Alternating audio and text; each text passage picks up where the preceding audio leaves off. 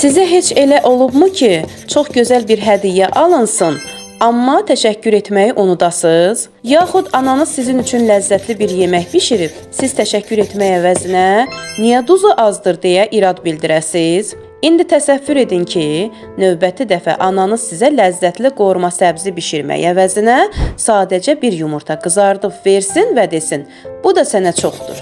Çünki nə verərsən, onu da alarsan.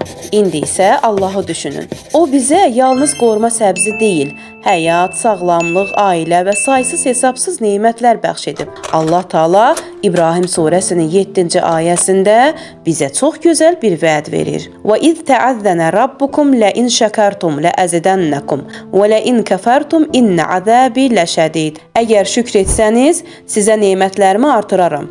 Əgər nankorluq etsəniz, bilin ki, əzabım çox şiddətlidir. Sadəcə sahib olduğumuz nemətlərə baxıb onları qiymətləndirmək kifayətdir. Əksinə, filan şeyim yoxdur deyib şikayət etməməliyik. Şükr edən insan həm maddi, həm də mənəvi sərvətlərini artırar. Amma nankor olan insan sahib olduğu nemətləri özü məhv edər və əslində öz həyatına od vurmuş olar.